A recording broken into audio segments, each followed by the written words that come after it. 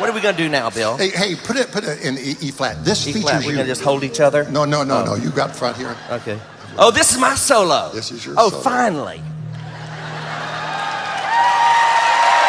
When people talk about gospel music legends, two names always seem to come up together: Mark Lowry and Bill Gaither.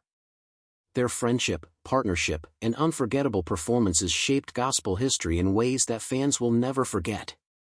Mark Lowry is known for being the comedian of gospel, the man who could make thousands of people laugh in the middle of a worship concert, while Bill Gaither was the steady leader, the visionary who built the Gaither vocal band into one of the most successful gospel groups of all time. Together, they became a team that felt like family, not just to each other but to millions of fans who followed their music. But in early 2025, at the age of 83, Mark Lowry finally opened up in a quiet but emotional way. Speaking through a live stream to his fans, he admitted that the years of chasing Bill's big dreams had caught up with him.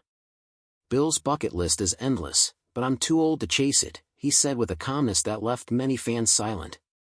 That sentence was more than just words, it was a reality check that the golden era of the Gaither vocal band, at least with Lowry in it, was behind them. For many who had hoped for another reunion, it was a bittersweet moment. Yet, the story of Mark Lowry and Bill Gaither is much bigger than a farewell.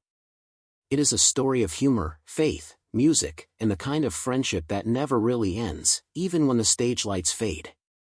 Long before Mark Lowry became a household name in gospel music, he was just a high-energy boy growing up in Houston, Texas.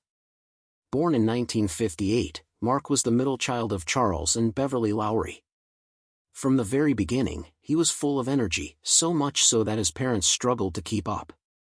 Doctors eventually diagnosed him with attention deficit hyperactivity disorder, ADHD, something that could have held him back, but instead it became the very spark that fueled his unique personality.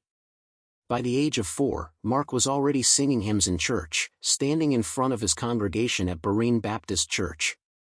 His voice may have been small, but his presence was larger than life. More than just singing, Mark loved to make people laugh.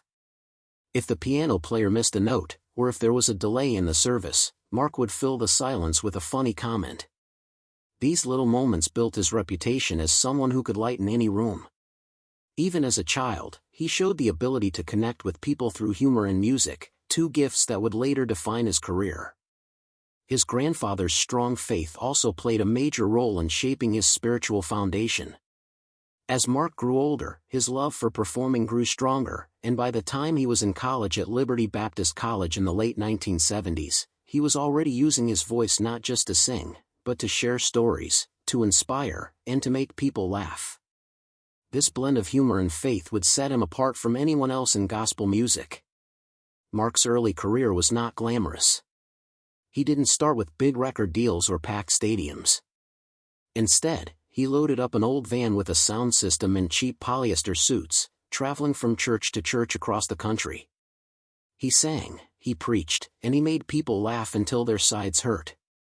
What made him different was not just his voice but his ability to turn mistakes and ordinary moments into something unforgettable. Those who saw him in the early 1980s remember the spark in his eyes and the mischievous humor that always seemed ready to burst out. His shows weren't just about music, they were experiences. This reputation began to spread, and before long, Bill Gaither noticed him.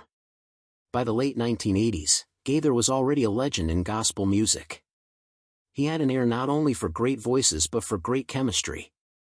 He saw something in Mark that went beyond talent. He saw a man who could bring energy, laughter, and warmth to the stage. In 1988, Mark Lowry officially joined the Gaither vocal band as the baritone singer, and from that moment on, his career changed forever. The match was perfect. Bill was the calm leader, while Mark was the wild card who made every concert feel alive. Audiences loved the way they played off each other, and soon the Gaither vocal band became one of the most popular gospel groups in the world. From the late 1980s through the early 2000s, Mark Lowry helped lead the Gaither vocal band into its most iconic years. His presence on stage was unique because he wasn't just another singer, he was the comedian who made the audience feel like part of the family. Bill Gaither often said that Mark was the spark that kept the group fresh and unpredictable. Concerts were not just about harmonies and hymns, They were about laughter, stories, and unforgettable moments. Fans could always expect Mark to crack a joke, poke fun at Bill, or turn a small mistake into a comedy skit. Yet behind the humor was also a deep sincerity. Songs like Loving God, Loving Each Other, and I Do Believe touched hearts all around the world. Mark's ability to balance lightheartedness with reverence gave the concerts a special quality. People came for the music, but they stayed because they felt connected. The Gaither Homecoming concerts became legendary, drawing huge crowds and creating a series of DVDs that still bring joy to fans today. Mark often said that Bill was the straight man to his chaos, and that dynamic became the heart of their performances. It wasn't just a professional act, it was real chemistry between two men who respected and trusted each other deeply. While Mark Lowry is celebrated for his humor and time with the Gaither vocal band, his greatest contribution to music may very well be a song he wrote in the early 1980s. While reflecting on the nativity story, he wrote a simple but powerful question: "Mary, did you know?" That question turned into a song that became one of the most beloved modern hymns of all time.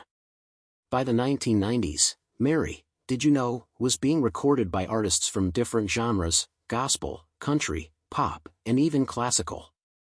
Today, more than 400 versions exist, performed by everyone from Pentatonics to Kenny Rogers. The song crossed generations and cultures, becoming a timeless Christmas standard.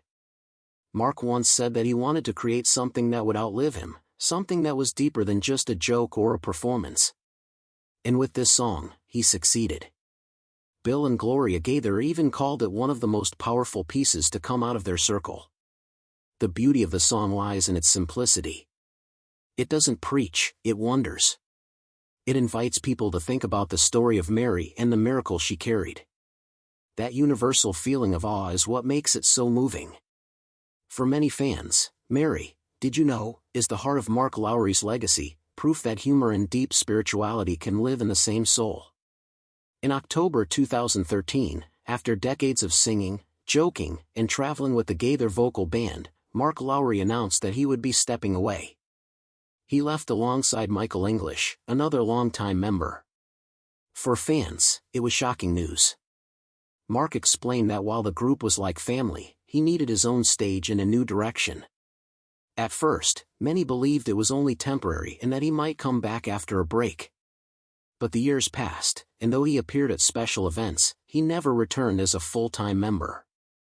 One of the biggest reasons was Bill Gaither's endless energy.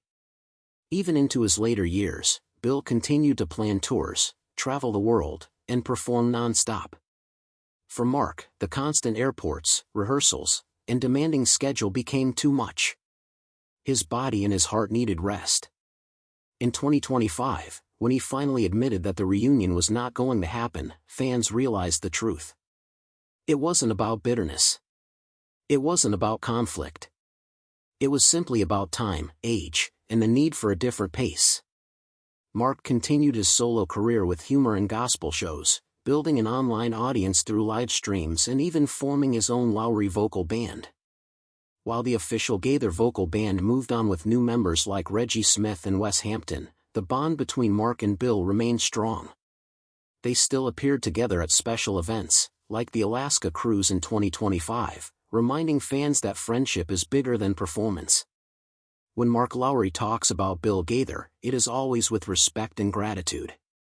Bill was more than a band leader to him, he was a mentor and a friend. Mark often said that Bill gave him wings, not to fly away but to be his true self. Bill allowed him to be loud, funny, and unpredictable, while still honoring the seriousness of gospel music.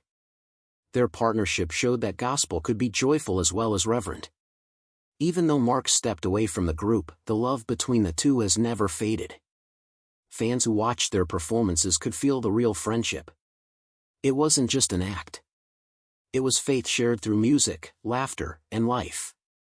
Today, fans still revisit the old DVDs, recordings, and YouTube clips of their concerts.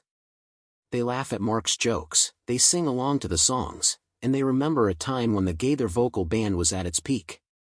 For some, those memories are enough. For others, they will always hope for one more reunion. But even if it never comes, the legacy is secure. Mark Lowry and Bill Gaither wrote a chapter in gospel music that will never be forgotten. At 83, Mark Lowry has chosen peace over pressure. His words in 2025 were not bitter, they were honest. He has given decades of laughter, songs, and unforgettable performances, and now he chooses to live at a pace that fits his life. Fans may miss the old days, but the truth is, the memories still live. They live in the music, in the recordings, and in the stories that will be told for generations. Mark's journey shows that humor and faith can go hand in hand, that even in gospel music, laughter is a gift from God. Bill Gaither continues to perform with new singers, keeping the music alive for new audiences, while Mark continues to share his unique voice through solo shows and online platforms.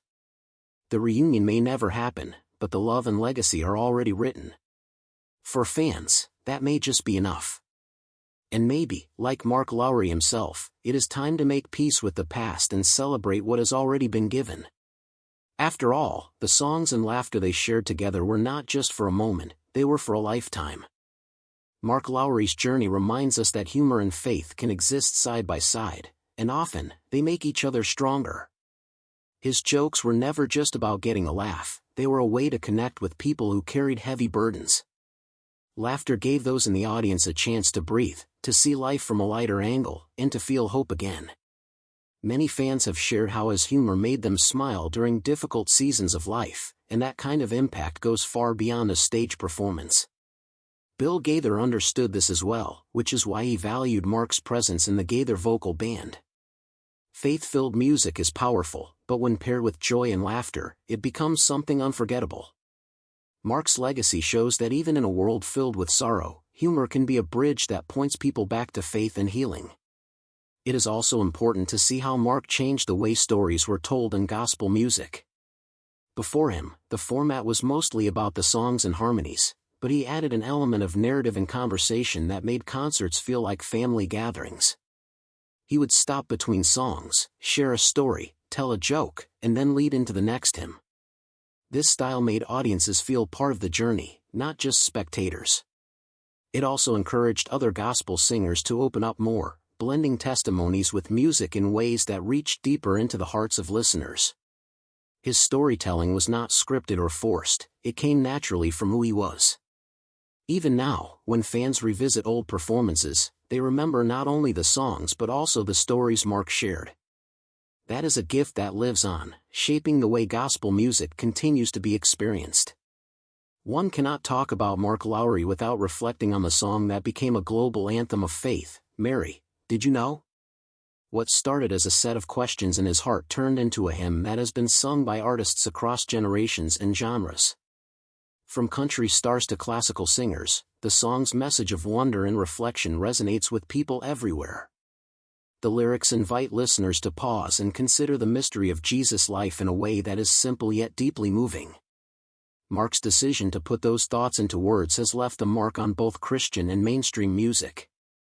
It is proof that sometimes, the most powerful contributions are born not from a plan for fame, but from a moment of honest curiosity and reflection. For Mark, the song was not just a success, it was a piece of his soul offered to the world. As Mark steps away from the spotlight, it is clear that his influence will not fade.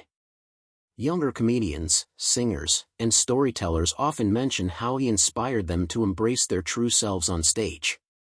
He showed that imperfection could be a strength and that being authentic mattered more than being polished.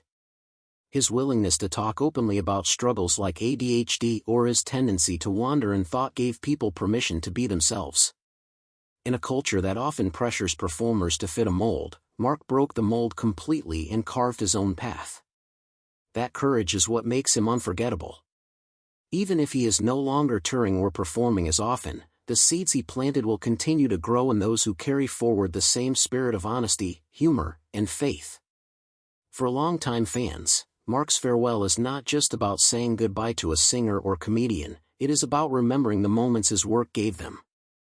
Many recall watching Gaither Homecoming concerts with family members who are no longer alive, and those memories are priceless. Others think back to times when Mark's jokes made them laugh so hard they cried, or when his heartfelt delivery of a song moved them to silence. These memories are treasures, reminders that life's most meaningful moments are not about fame or recognition, but about shared experiences. Fans may not get to see him perform live anymore, but they still carry the joy and comfort his performances created. And perhaps that is the true measure of success, not the number of albums sold or shows played, but the way someone makes others feel.